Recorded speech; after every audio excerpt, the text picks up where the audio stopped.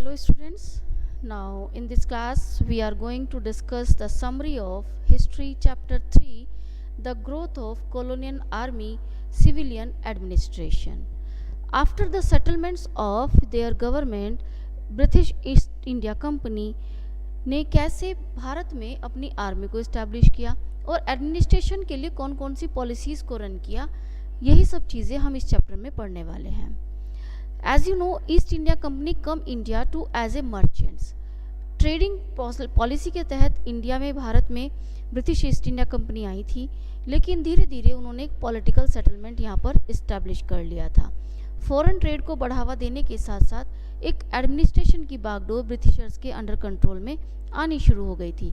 इसके लिए उन्होंने डायरेक्टली अपनी पावर को इंक्रीज करना शुरू किया and then they develop the administration here.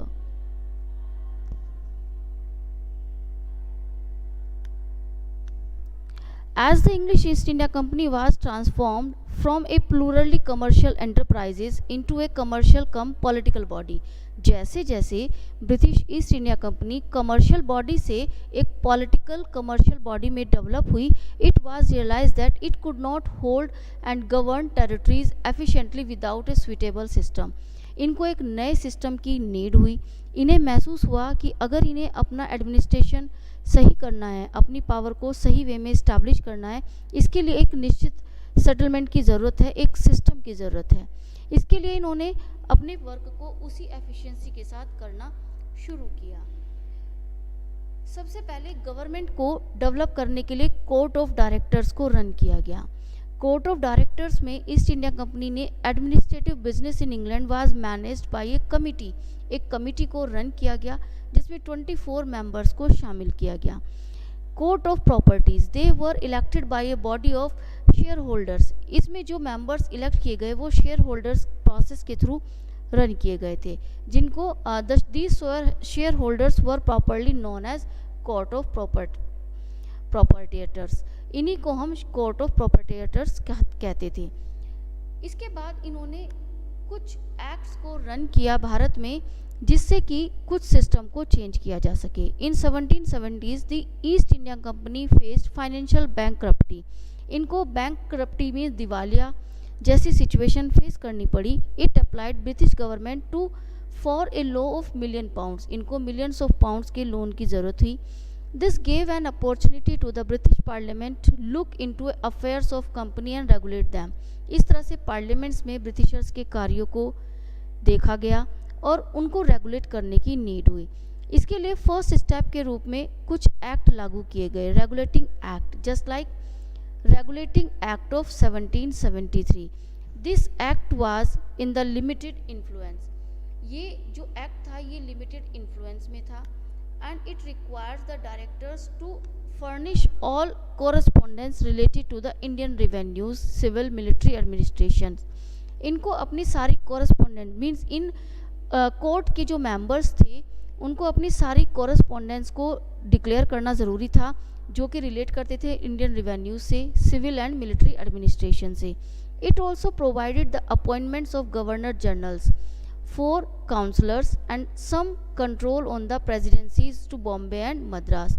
इसके साथ साथ प्रोवाइड किया गया अपॉइंटमेंट गवर्नर जनरल्स को उन प्रेसिडेंसीज में जो कि बॉम्बे और मद्रास में इस्टेब्लिश की गई थी. This act empowered the governor general. इस एक्ट ने पावर दी गवर्नर जनरल्स को and then coordinate and regulate the good governance. इस तरह से गुड गवर्नेंस को रेगुलेट किया गया. This act also propose the setting up of supreme courts in Calcutta. इसी एक्ट के तहत सुप्रीम कोर्ट्स की भी इस्टेब्लिशमेंट की गई कोलकाता में.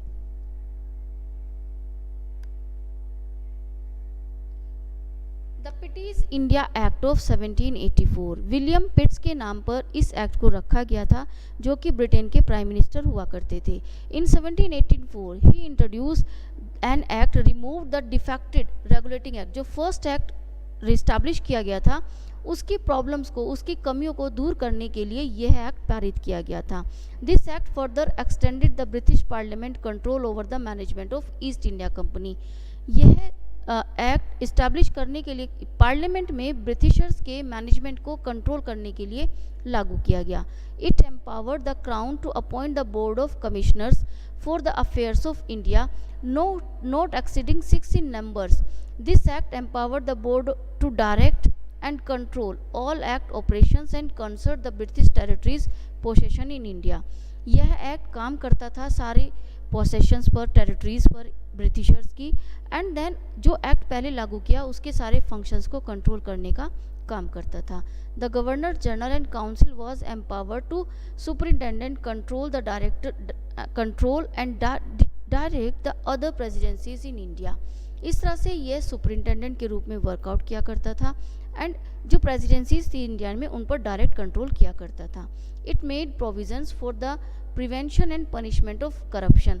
करप्शन को रोकने के लिए इसमें प्रोविजंस निर्धारित किए गए जिससे कि सरकार का जो मिस गवर्नमेंट या डिसओबीडियंस पार्ट है उसको कंट्रोल किया जा सके। लेकिन इस एक्ट के भी कुछ ड्रॉबैक रहे। ड्रॉबैक के रूप में इसमें कुछ कमियां देखी गई।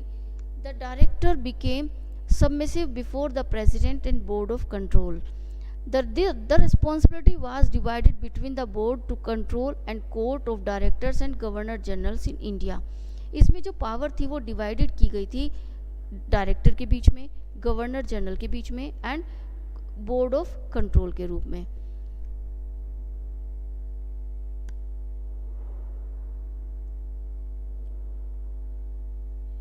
इसके बाद एक न्यू एक्ट लागू किया गया जिसको हमने नाम दिया चार्टर एक्ट का।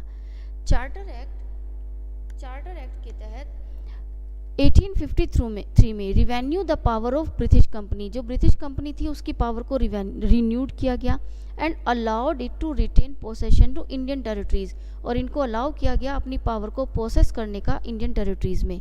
The act also empowered the crown to appoint a law commission. इस एक्ट के तहत जो गवर्नमेंट थी उसको एक लॉ कमीशन अपॉइंट करने का अधिकार भी दे दिया गया जो कि अपनी रिपोर्ट ड्राफ्ट करता था और उसको प्रेजेंट करता था। इस एक्ट के कुछ ड्रॉबैक्स रहे, just like marks the beginning of a parliamentary system in India, but one glaring defect of this act was no Indian element was associated with this legislative council. इस act का main drawback ये रहा कि इस legislative council में कोई भी Indian element शामिल नहीं था। सेक्शन 2 के रूप में सिविल एडमिनिस्ट्रेशन के रूप में ब्रिटिशर्स ने कौन कौन सी पॉलिसीज को लागू किया? पॉलिटिकल एंड एडमिनिस्ट्रेटिव यूनिट्स को रन किया गया। This prove to be blessed for the Indians as unable have political unity. Britishers की पॉलिटिकल यूनिटी को रन करने के लिए और इंडिया में उनको ब्लेस करने के लिए कुछ सिस्टम्स डेवलप किए गए। The entire British administration rested upon the 3 pillars. British administrative system को 3 पिलर्स पर लागू किया गया। 3 पिलर्स के रूप में सिविल सर्विसेज, आर्मी और पुलिस, इनको रन किया गया। सिविल सर्विसेज के लिए एक सिस्टम लागू किया गया जिसके लिए एक परीक्षा की शुरुआत की गई। सिविल सर्वेंट्स के लिए जो पीपल्स अपॉइंट किए जाते थे उनको एक एग्जामिनेशन प्रोसेस से गुजरना पड़ता था। वह एग्जामिनेशन प्रोसेस क्लियर करने के बाद ही उनको सिविल सर्विसेज में अपॉइंट किया जा सकता था। इस तरह से भारत में सिविल सर्विसेज की शुरुआत की गई थी एग्जामिनेशन सिस्टम के थ्रू। नेक्स्ट पिलर के रूप में हम रन करते हैं आर्मी को। Army was the second important factor जो कि ब्रिटिश रूल को रन करता था। It consist British officers and Indian sepoys. इसमें शामिल किए गए British officers and Indian sepoys, भारतीय जो कि सिपॉयज सैनिकों के रूप में अपॉइंट किए जाते थे आर्मी में। Highest Indian officers could only be subedar. भारत के जो पीपल्स अपॉइंट किए जाते थे आर्मी में उसमें जो हाईएस्ट पोजीशन थी वो सूबेदार के रूप में दी गई थी। A large number of sepoys were given employment. इस तरह से आर्मी में बड़ी संख्या में इंडियन सिपॉयज को अपॉइंट किया गया। The maximum pay given to them was 300 per month, और इनको जो मैक्सिमम पे दी जाती थी वो 300 पर मंथ दी जाती थी। बाद में ये सब चीज़ें डेवलप की जाने लगी। आर्मी को बहुत बड़ी मात्रा में मैक्सिमाइज किया गया। इन्फेंट्री, कैवलरी, आर्चरीज, मुक्ताज एंड इस तरह से अलग अलग कैटेगरीज में डेवलप किया जाने लगा आर्मी को। नेक्स्ट पिलर के रूप में हम पढ़ते हैं पुलिस को। पुलिस को थर्ड पिलर के रूप में हम जानते हैं। लॉर्ड कॉर्नवालिस ने एक रेगुलर पुलिस सिस्टम डेवलप किया था इंडिया में।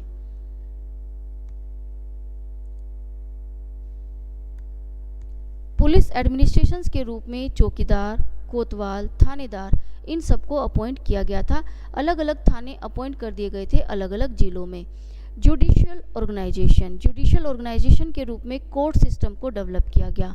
कोर्ट सिस्टम के रूप में सुप्रीम कोर्ट, जो कि 1774 में इस्टेब्लिश की गई थी। पैनल कोड और civil and criminal procedures code introduce किए गए 1837 में, but Indian people did not like it, लेकिन इंडियन पीपल्स के द्वारा इसको प्रीफर नहीं किया गया। एज ए रिजल्ट 1837 में Indian penal code and code of civil and criminal procedure come into existence. Later a unified judicial system was developed. इस तरह से एक सिस्टम डेवलप हुआ जिसमें कोर्ट्स की सीरीज लागू की गई, जिसमें अपर कोर्ट के रूप में सुप्रीम कोर्ट, जिसको एपेक्स कोर्ट भी कहा जाता था, देन हाई कोर्ट, और डिस्ट्रिक्ट लेवल पर फंक्शंस करने के लिए district courts and registered courts को रन किया गया। बॉम्बे और मद्रास में, कलकत्ता में हाई कोर्ट्स को स्टैब्लिश किया गया इस सिस्टम के तहत। इस तरह से एडमिनिस्ट्रेशन सिस्टम को रन करने के लिए तीनों पिलर्स वर्कआउट करने लगे और इस तरह से ब्रिटिशर्स ने अपनी पावर को इस्टेब्लिश किया। रूल ऑफ लॉ लागू किया गया इंडिया में, जिससे कि इक्वालिटी लागू की जा सके कानून के दायरे में।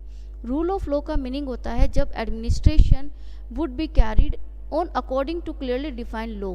जो कानून बनाए गए हैं उसी के अकॉर्डिंग जब एडमिनिस्ट्रेशन इक्वालिटी को लागू करते हुए वर्कआउट करता है, उसी को हम रूल ऑफ लॉ कहते हैं। Whereas equality before law mean that all human beings are equal before law. Equality before law का मीनिंग होता है कि सारे व्यक्ति जो कि देश में रहते हैं वो सब कानून की नज़र में एक समान है, चाहे वो किसी भी कास्ट, क्रीड, रिलीजन या लिंग से निर्देशित करते हों, जुड़े हुए हों। The Indian did not appreciate the British policy to ignore the Indians for high position. लेकिन यहाँ पर एक अवहेलना ये रही कि सिविल सर्विसेज में, आर्मी में, पुलिस में और जुडिशरी सिस्टम्स में इंडियंस को कोई भी हायर पोस्ट नहीं दी गई। यही कारण था कि इंडियंस के द्वारा इस सिस्टम को बहुत अधिक प्रीफर नहीं किया गया। इस तरह से हम देखते हैं इस चैप्टर में ब्रिटिश एडमिनिस्ट्रेशन कैसे लागू किया गया, वो सब चीज़ें हमने रीड की। कैसे ब्रिटिश एडमिनिस्ट्रेशन रन हुआ, कैसे ब्रिटिशर्स ने अपनी पावर को इंक्रीज किया as a administration. Okay, now next video we will take the chapters book work and notebook work. Okay, so read this chapter very carefully and try to understand the concept of this chapter. Thank you.